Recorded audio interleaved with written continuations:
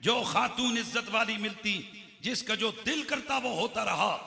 10,000 के करीब लोगों को शहीद कर दिया गया। 3 दिन मस्जिद नबवी में अजान नहीं हुई, नमाज नहीं हुई, घोड़े बंधे रहे मिंबर रसूल के साथ।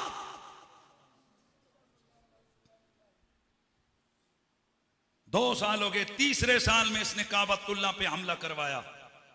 काबतुल्लाह का गिलाफ जल गया, हजरे अस्वद टूट गया, दीवारें खराब हो गईं। और फिर हाफिज साहब भी लिखते हैं, इस नासबी दुश्मन आले बैत को अल्लाह ने मोहलत न दी और इसकी उम्र गल गई।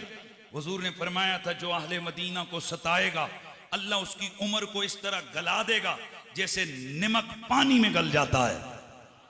तो इस लानती ने ये कारनामे किए जिसकी वजह से ये तीसरे साल बुरे तरीके से मरा, पागल कुत्ते की तरह हल्का होके मरा ये यजीद। इसको बंदरों के साथ खेलता था तो बंदर ने इसको काटा। जब ये काटा तो फिर इसकी ये हालत हो गई कि इसको वो जिसे कहते हैं ना इन्फेक्शन होना, तो पूरे जिस्म में इसके फोड़े निकले और इसकी शक्ल ऐसी हो गई कि इसका मुंह बंदर और कुत्ते की तरह हो गया।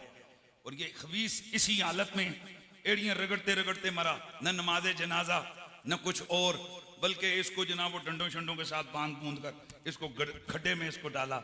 ये अंजाम होता है आले मोहम्मद के दुश्मनों का, ये अंजाम होता है आले मोहम्मद के दुश्मनों का। और आओ हुजूर की आल वो तो वो हैं, हुजूर की आले बैत में से जो सादात हैं, उनके अदब करने वालों और उनकी मोहब्बत करने वालों के बारे में देखो। क्या जुनैद बगदादी का वाकया नहीं पड़ा? बादशाह का पहलवान है, बड़ा तगड़ा पहलवान है। बादशाह ने पूरी रियासतों में ऐलान किया कि जो मेरे इस पहलवान को शिकस्त देगा मैं उसको इतना इतना दौलत और खजाना दूंगा। एक किसी ने चैलेंज कबूल न किया, एक कमजोर मातड़ सा सैयद, कमजोर सा, उसने आकर चैलेंज किया। लोगों ने कहा ये कमजोर सा सैयद ने कहा इसमें जिस्म की क्या बात है, जब मैदान लगेगा फिर देखेंगे। जब मैदान मुकाबला के अंदर ये उतरे तो पहलवान जब आपस में ऐसे वो जोर आजमाई करने लगे तो कान में कहा, ख्याल करना मैं पहलवान शलवान कोई नहीं हूं, मैं सैयद ज़्यादा हूं। दुनिया के हाथों दुनिया के मामलात से तंग आकर मैंने ये रास्ता इख्तियार किया कि चलो मुझे इनाम मिल जाएगा, मेरा जिंदगी का सिलसिला चलेगा। ख्याल करना हुजूर का मैं बेटा हूं, इतना सुनना था।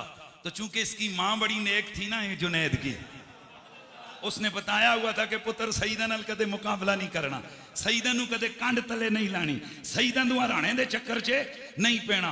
अब कश्मकश में आ गया, एक तरफ शोहरत है, दौलत है, दुनिया के नारे हैं, दूसरी तरफ ईमान है। फिर ईमान जीत गया, फिर इश्क जीत गया, फिर निस्बत जीत गई, खुद गिर गया, सैयद को सीने पे चढ़ा दिया। बादशाह ने कहा नहीं नहीं ये कोई चीटिंग हुई है, दोबारा मुकाबला होना चाहिए। दोबारा हुआ, फिर उसने ऐसा पैंतरा बदला कि जुनैद नीचे, सैयद ज्यादा ऊपर, सैयद को कंधों पे उठा लिया गया, नारे बज गए, इनाम मिल गए। हारे हुए को कौन पूछता है, ये सर झुका के अपने घर चला गया। थका हारा हारा हुआ पहलवान, वो जो लोगों की आंखों का तारा था अब हारा हुआ है, जाकर बिस्तर पे दराज हुआ। आंख लगी उधर, आंख लगी उधर, दलासा देने आमना का लाल आ गया, मेरे मुस्तफा आ गए, मेरे नबी ने सीने से लगाया, फरमाया जुनैद मेरे खून का एहतराम किया है।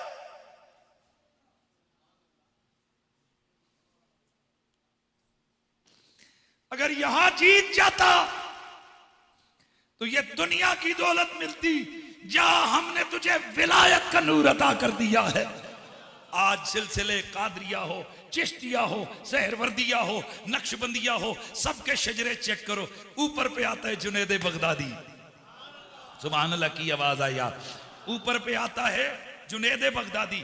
लेकिन कई लोग सिर्फ जुनैद बगदादी पे जाकर बस करते हैं। जरा ऊपर जाओ, आपको एक मिलेगा अबू बकर, एक मिलेगा आपको मारूफ करखी। ये मारूफ करखी बंदा पता है कौन है? ये मारूफ करखी इमाम अली रजा का माछी था। इमाम अली रजा के घर में पानी भरता था, और सैयदों के इमाम सादात की जद इमाम अली रजा के घर में पानी भरने वाला तमाम सलासिल तरीकत का इमाम है। तो जिन्हां दे घर दे पानी भरन वालियां दियां शाना ने, उन्हां मालकां दियां किहड़ियां बड़ियां शाना होणगियां।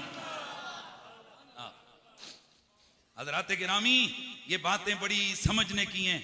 और फिर मैं एक और चीज भी यहाँ अर्ज कर दूं कई दफा सिर्फ दुनिया में हर चीज जीतना ही नहीं होता, कई दफा बंदा हार के भी जीत जाता है।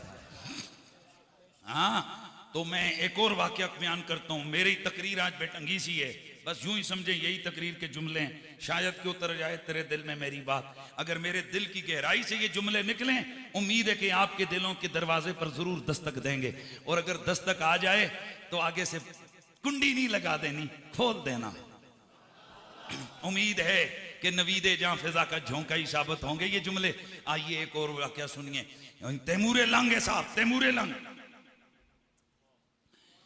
इतना जालिम बादशाह है कि हजार हजार बंदे को एक एक दिन में कत्ल करवाया।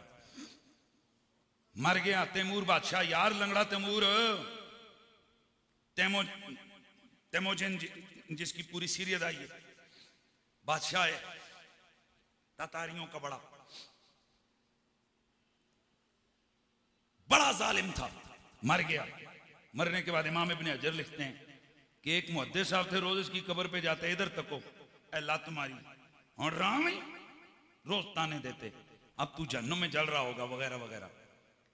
एक रात मुहद्दिस साहब की किस्मत जागी, बारगाह रिसालत में आपकी हाजिरी नसीब हो गई, दरबारे सरकार के अंदर पहुंचे। फिर थोड़ी देर बाद जब सर उठा के इधर उधर देखा तो एक कोने के अंदर वो तैमूर भी बैठा नजर आ गया। मुहद्दिस फौरन बोले, कहने लगे दुश्मन खुदा वो तू इधर। अब तैमूर खामोश, अर्ज करता है या रसूलल्लाह, ये रोज मेरी कब्र पे आता है, रोज मुझे ताने मारता है, आप इसे बताएं। हुजूर ने फरमाया मुहद्दिस साहब क्यों ऐसा करते हो? अर्ज की या रसूलल्लाह, आपकी उम्मत का कातिल है, जालिम है, इसलिए रोज इसकी कब्र पे जाकर इसको ताने मारता था। पर हुजूर से आपका दरबार कैसे मिल गया?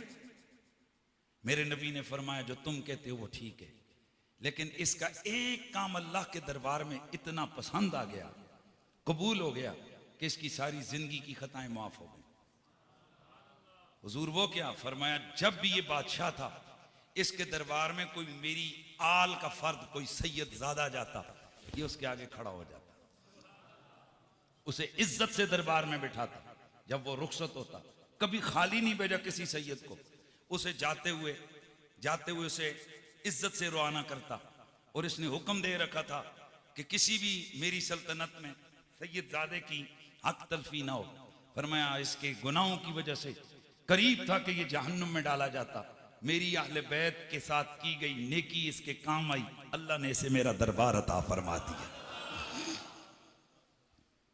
हज़रात गिरामी, इन चीजों को मद्देनजर रखना है कि हमने सिर्फ नारे और सिर्फ दाढ़ियों पगड़ियों पे ही जोर नहीं देना, ये निस्बतें भी कोई चीज होती हैं। और आले बैत अतार के साथ जिन चीजों का ताल्लुक और मामला होता है, वो चीजें देखने में थोड़ी क्यों ना हो, वो काम में बड़ी तगड़ी होती हैं। और ये तरीका उम्मत का था। हजरत अबू बकर बिन अय्याश रज़ियल्लाहु ताला अन्हु ये अफजलियत सिद्दीक के कायल हैं, बाकायदा तौर पर ये रिवायतें करते हैं। और काजी याज मालकी ने इनका एक कौल लिखा है शिफा शरीफ के अंदर, ये लिखते हैं कि अगर किसी दिन मेरे घर में किसी वजह से अबू बकर, उमर और अली आए, अबू बकर, उमर और अली आए, तो खुद अकीदा क्या है कि अब साहबा में अफजल कौन है? अबू बकर सिद्दीक है। लेकिन अब कहते क्या है? तीनों आए इकट्ठे, मैं सबसे पहले हाथ अली के चूम के पूछूंगा हुजूर क्यों तशरीफ लाए, आपकी क्या मसला है?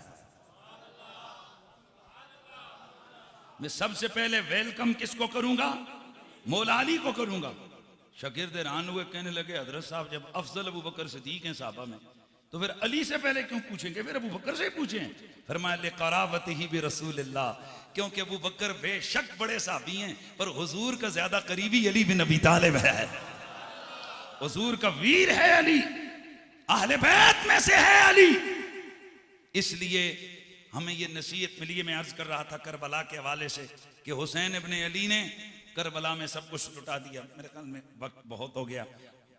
इंशाअल्लाह 4 तारीख एबटाबाद जामिया मेरिया के अंदर अजीम शान शान ज़िक्र अहले बैत रखी गई है दिन के वक्त। इंशाअल्लाह वहाँ तफसीली खिताब होगा और मेरी कोशिश है सिर्फ शहादतें बयान करूँगा, चूँकि एबटाबाद में ये चीज़ें बहुत कम इन इलाकों में होती हैं, तो मैं कोशिश करूँगा कि इंशाअल्लाह और बड़े बड़े अकाबरीन बुजुर्गान दीन तशरीफ़ ला रहे हैं। मैं आपको ज़ाती, चूँकि वो हमारा अपना इदारा है, मैं आप सबको दावत देता हूँ कि आप सारे हज़रात उस महफिल में तशरीफ़ लाएँ। मेरी दावत कबूल है।